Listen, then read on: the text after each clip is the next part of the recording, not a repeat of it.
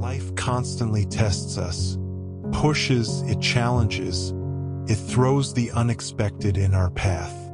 Many of us try to avoid these trials, seeking comfort and ease. But what if the secret to true strength isn't in avoidance, but in engagement? What if every obstacle is an opportunity, a sparring partner sent to forge us into something unbreakable? The ancient Stoics knew this. They saw life as a training ground, and they developed powerful mental tools to not just survive, but to triumph. Let's learn how to build our own inner fortress. A rolling stone gathers no moss. Circumstances show what men are. So when a circumstance falls upon you, remember that God, like a wrestling master, has pitted you against a rough young man. For what purpose? So that you may become an Olympic victor. And this cannot be done without sweat.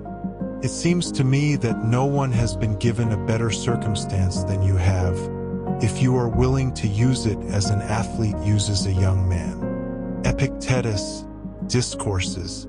The Stoics loved to use metaphors from the Olympic Games, especially from wrestling. Like us, they saw sports not only as a fun pastime, but also as a training ground for the inevitable problems we all face. General Douglas MacArthur once spoke words that were later carved in granite at West Point. Upon the fields of friendly strife are sown the seeds that, upon other fields on other days, will bear the fruits of victory. Everyone who has ever yielded to a competitor has been disappointed. The opponent had something they didn't, be it height, speed, or vision. Anything. How we react to such competition shows us what kind of athletes we are and what kind of people we will be. Do we see it as a chance to learn something and become stronger? Or do we get upset and complain? Or even worse, do we decide to quit and find an easier pursuit, one where we feel comfort instead of difficulty? Great people do not avoid tests of their abilities. They seek them out because it is not just a measure of greatness, but the path to it, the most reliable fortress. Remember that the ruling faculty becomes invincible when, collected into itself, it is satisfied with itself, not doing what it does not wish, even if it resists unreasonably. How much more so when it judges about something with reason and caution? That is why a mind free from passions is a fortress. And man has no stronger refuge, where he becomes unassailable. Marcus Aurelius Meditations. Bruce Lee once said, "I fear not the man who has practiced 10,000 kicks once. I fear the man who has practiced one kick 10,000 times." When we repeat an action so often that it becomes subconscious, we can perform it without thinking, out of inertia. Learning martial arts or combat is a highly deliberate mastery of movements. We sometimes think of soldiers as automatons, but what they have actually created is a stable pattern of subconscious behavior. Any of us can create the same. When Marcus Aurelius says that the mind, collected into itself, is satisfied with itself, not doing what it does not wish, even if it resists unreasonably, he means that proper training can change your default habits. Train yourself to give up anger, and you won't get angry at the slightest provocation. Train yourself to avoid gossip, and you won't be drawn into it. Create a habit for yourself, and you will be able to unconsciously use it in difficult times. Think about what kinds of behaviors you would like to have by default if you could.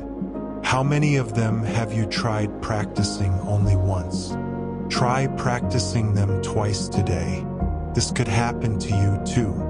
Whatever is unexpected is more crushing in its effect, and unexpectedness adds to the weight of a disaster.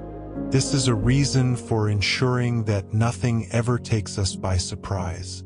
We should project our thoughts ahead of us at every turn and have in mind every possible eventuality instead of only the usual course of events. Is there anything that fortune, when she has so willed, does not drag down from the very height of its prosperity? And is there anything that she does not attack and buffet the more violently, the more brilliantly it shines? Seneca, Moral Letters to Lucilius. During the reign of Nero, Rome burned. The French city of Lyon sent significant funds to help the victims. When a similarly massive fire soon broke out in Lyon, Nero sent the same amount of money back. Seneca wrote about this in one of his letters. He must have marveled at such poetry.